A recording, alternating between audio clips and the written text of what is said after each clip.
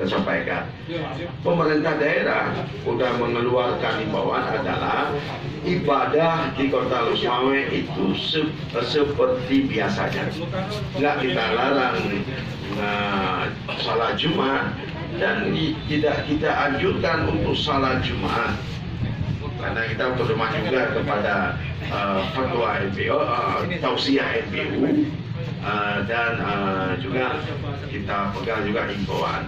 Kalau memang masyarakat sudah memahami semua, nggak salat Jumat itu kan untuk menghindari juga, cocok juga.